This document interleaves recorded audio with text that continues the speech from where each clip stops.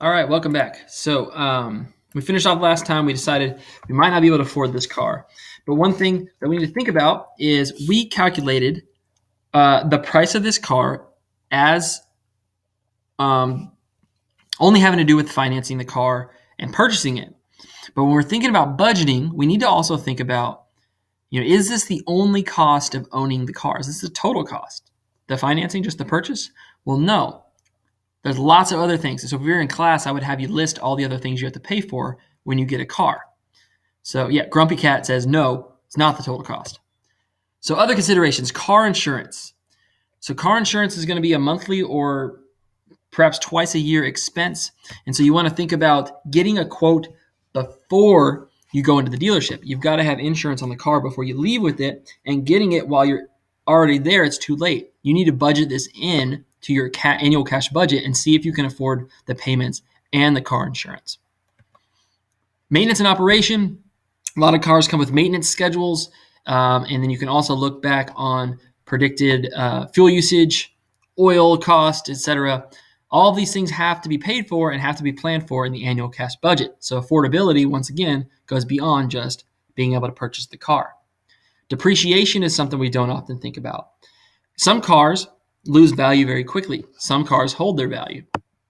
If you're thinking about net worth, if our assets lose a lot of value, then that's a cost to us, right? Our net worth goes down. So we want to think about how two cars might lose value differently. And lastly, taxes, tags, and fees. What will we be charged from the government to drive our car each year? How on the earth do I figure out all of these? Well, thankfully, we have some online resources, Kelley Blue Book, Edmunds.com. Let's go back to Kelley Blue Book. So we were looking at our 2016 Honda Accord, and the one thing we can do with cars that have a long history of existence, some very rare new cars you won't be able to find this for, but definitely for the Honda Accord, which is kind of like a belly button. Everybody has one. We can find this 5-year cost of ownership. So what we do here is Kelley Blue Book provides this for us. We simply need to come down here and enter the correct information. I have a 6% APR loan for 60 months, $3,000. My down payment, I'm going to drive it 15,000 miles a year. That's kind of like an average assumption. You do that a lot with insurance too, and we'll apply those changes. My 5-year cost is actually significantly higher than the 21 or 22,000 that we calculated. And we can see this broken out by year. In fact, this is what you're going to do in the second part of your workshop. After figuring out how much the car costs to finance, to buy, you're going to think about the 5-year cost to own as well. But we'll get to that in a minute. So this car, fuel prices expected to go up, gas mileage perhaps going down. Insurance, there's some assumptions there you can look up. Financing, right? In the first month or first year of the car, you spend the most on insurance. As you pay down the principal balance, insurance gets less and less because it's applied to a smaller and smaller amount. State fees, you have a large sales tax up front and then keep your car current. Maintenance, right, goes up as the longer I have the car. Repairs, same thing. Depreciation is biggest in the beginning and then smaller as you own the car. Point being, you pay a lot more than just the loan amount when you finance a car. These financing fees, by the way, are interest, or these financing calculations are interest payments, not principal, because you still have that as an asset. So net of this is the interest payments that you pay, the fees you pay to be able to. I won't say the fees, but the interest that you pay to own the car. Okay. So you've done all your research. You're aware of how much it costs, and you're able to afford it. And you've narrowed your search down to 2 or 3 cars. Now is the time to go to the dealership and negotiate the price. So where do the prices come from? Well, you'll see several things when you look at a car's price. Probably the first thing you'll notice is the manufacturer suggested retail price. This is the MSRP. This means nothing. It is simply something the manufacturer of the car suggests to the dealership to charge for the vehicle. The purpose it actually serves is to make people feel like they're getting a super good deal when they pay less than the MSRP. Ignore it completely. It has nothing to do with the actual value of the car. The better things to pay attention to are invoice costs and estimated fair market value. Invoice costs are what the dealer pays for the car from the manufacturer. So dealers are going to try to make more money on the car than they spend when they buy it from the dealership. So you'll know the bottom dollar of the company usually when you look at this invoice cost here. So they paid $23,700 to buy this Honda Accord from the manufacturer Honda. However, Edmunds is showing, or Kelley Blue Book is showing us that people are paying between $21,500 and $23,500 for this vehicle. So how is it that a new 2016, as of May 2017, so this year, May 2017, why would the new 2016s be going off the lot at below invoice? What do you think? Why do you think these might be going for so cheap, the new 2016s? Well, the 2018s are coming out, and they're being put on the lots now. And the problem is the manufacturers want to sell 2018s to the dealers. That's how they make money. The dealers can't put 2018s on their lot when they have 2016s and 17s sitting there. So what the manufacturer will do is give incentives. They'll say, I'll pay you $2,000 for every 2016 you sell. And so even though the dealer here loses $1,500, they get $2,000 back from the manufacturer, and so they actually make positive money on this vehicle. So when is it really good to shop for new older model cars? When the new 2018s are running out. Let's look at 2016s. You'll see the same thing for 2017s. Second thing, we figured out the price that we should be focusing on. The next thing is to be guarded. When you go to negotiate, the less information you give the salesman, the better. Here's why. Let's suppose you walk up and say, I am in the market for a 2016 Honda Accord, and I'm comparing prices across dealerships. This is a very good statement. Why would I specifically say the underlined portion? What is advantageous about saying that underlined portion specifically? Well, it lets the dealer know they're not the only dealership you're looking at, and it creates competition. You can't have all the salespersons in the same room, so you need to let them know that they're competing against one another. This is going to help drive down prices. Additionally, this statement has given nothing away about your trade-in, if you have one, your down payment, your financing expectations, like how much you can afford, nothing. And that's important because the first thing you want to do is focus on the price. If you let the salesperson know that you're going to finance or have other needs in terms of buying the vehicle other than the lowest price, then they'll gladly give you, let's say, the payments you need, but jack up the price. So you don't want to let them know all the margins they have to work on to try to get money out of you. You want to negotiate each in turn. For example, let's say you walk in and say, why, yes, I do want to discuss financing as well, Mr. Salesman. I can afford $300 a month, however. That's all I can afford. This is typical of college students to walk in and say, I can only afford $300 a month. Don't do this. The reason being is they'll get you that $300 a month, but they'll do it by keeping the price high on the car and not negotiating so much with you, or extending the length of the loan. And so both of these things are going to increase the price to you of the car ultimately just to get you in at $300 a month. Let's say you walk in and you say, gee golly, I would also like to discuss the value of my trade-in with you, mister. You should leave this out of discussions until the end. The salesperson will surely give you a larger trade-in value than your car is worth, making you think you're getting a big deal, but then they will keep the other margins less favorable.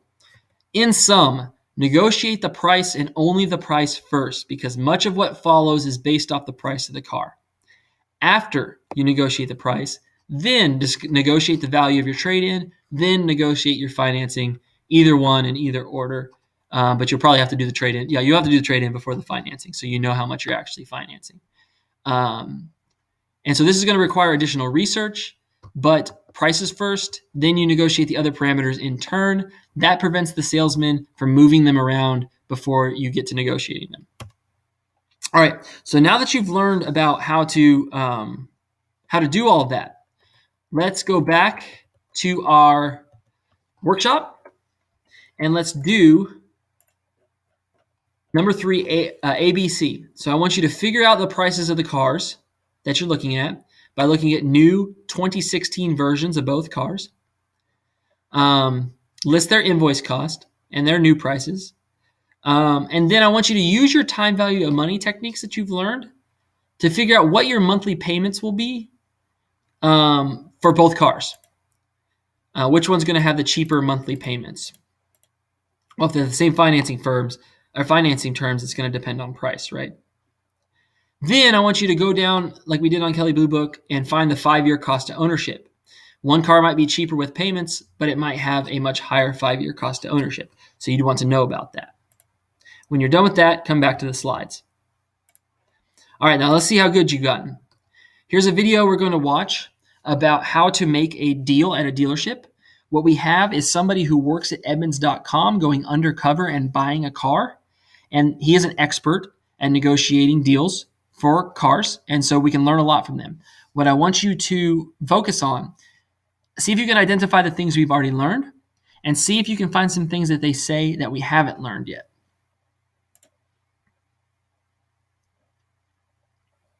Americans are expected to purchase some 37 million used cars this year, and the number is growing as people, of course, try to save money. But how do you know if you're paying too much? Our consumer correspondent, Elizabeth Leamy, is here with a hidden camera experiment that shows you the art of the deal. Do tell. Yes, because good hagglers save themselves an average of 10 to 15%, so it is worth it to learn. That's why we went undercover with multiple hidden cameras to teach you. Even people who love cars often hate car buying. We set out to change that by going undercover to show you how to haggle. Let's do it. Our expert, Philip Reed of auto website Edmunds.com. Our mission to buy a certified 2007 Honda Odyssey EXL. Our budget, no more than $25,000. We weren't just going in and playing games with people and wasting their time. This was a car that I needed to get for my company. Dealership number one, strategy number one. Try to get the salesman to name the first price so you know you're not starting too high. Here goes. What I was wondering is, what are you really selling them for? These are fit price, $23,475. Okay, that's interesting. Whoops, didn't mean to skip ahead. Where did we go? Let's start there. No, you're not starting too high. Here goes. What I was wondering is, what are you really selling them for? These are fit price, $23,475. So fleet price here, he's showing, hey, here's our invoice cost. And so he's doing this to say, hey, this is our bottom dollar. And whether it is or not, I'm sure we don't know. But here's what we paid to get the cars on the lot. $475. Next, drop the name of a reputable pricing guide like Edmunds.com, where Phil works. Oh, you're going for admin. Yeah. Oh, I see. Yeah, is that a problem? Well, it's not a problem. I think it doesn't reflect really what the market is. Bring a naysaying wingman along. That's my job, to poo-poo the car and the price. See, I don't know, Phil. You really wanted something with lower miles than this. I actually liked the other make and model better. Something like that. And when the salesman leaves to go talk to his manager, you should leave too. We were sending them a signal that we were not going to be controlled. So let's go. Next, we left altogether. We want to sell you an Odyssey. Not right now. No. Yeah. But you have our number. Never finalize a car deal without leaving the lot. Sure enough, dealership number one called Phil 3 times. Yes, sure, I remember. While we were on the way to dealership number 2. We stirred the beehive. Always shop more than one dealership and make sure they know about each other. We do have an appointment somewhere else. And if you can keep us from keeping the other appointment. Okay. Yeah, that's always Okay. true. Yes, another appointment at another dealership. When you're ready to make the all-important open. Okay, so did you catch that? Leave the lot and let them know that they're competing with other dealerships. This is good to do, right? And as soon as they left the lot, the dealer they just left began calling them quite frequently. This will happen. The idea is that they know that you've left and they need to get you back because you're not going to buy a car unless you're on the lot. So they can't be on the competitor's lot with you, and it's a great way to get prices competed downward. Opening offer, give good reasons and a firm number. based on what we've seen on other car lots and our budget and the fact that it's a little higher miles than we thought, we'd be prepared to offer you now $20,500. And then shut up. If you say it, and you're absolutely still after that, it really puts a certain amount of pressure on them. Dealership number 2's response comes from a manager. What I can do for you is I can bring it down to 22,865. Now show you're tough by making your counteroffer a smaller increment than theirs. The dealer came down by more than 1,000. Phil goes up by just 500. We're kind of working with a budget here, so we would be happy to come up to 21,000. No matter what they say, worry about your own budget, not theirs. Listen. I don't want to lose money. We can't go about That's that. not our problem. That's great advice. So you have done the legwork in your research to figure out what you can afford given your cash budget, and it is not your problem whether or not they can afford to sell you the car. Don't take it because you feel bad for them, because that's going to put you in a bad situation in your month-to-month operations. So this is true. Like when Kim and I were buying a RAV4, we heard story after story about these people with large family full of hungry kids. And I'm like, well, that's supposed to lead me to want to buy the car from them so they can feed their families.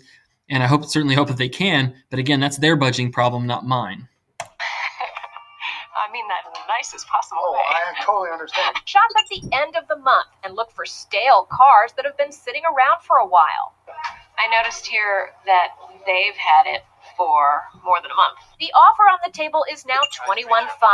This time, the manager's manager comes over. That's a unit for us right here at the end of the month. So with that said, we make a deal there. Ta-da! Absolutely. I'd like to encourage people to negotiate and stand up for themselves. And the car salespeople understand the game, and they're ready to play it with you. The Odyssey's sticker price was essentially $25,000, but we got it for $21,500, a savings of $3,500.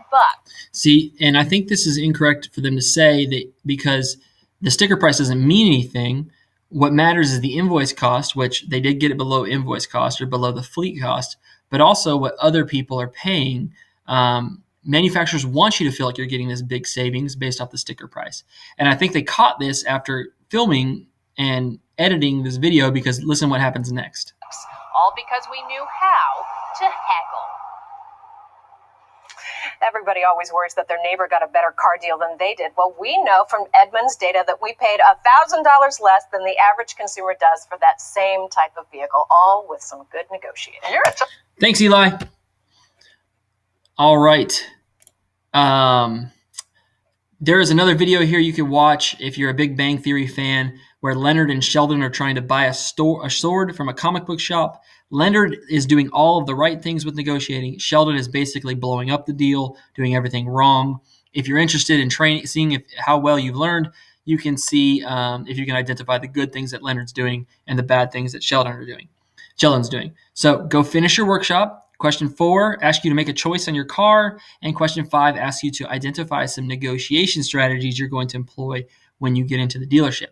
Let's take a break before we come back to leasing a car.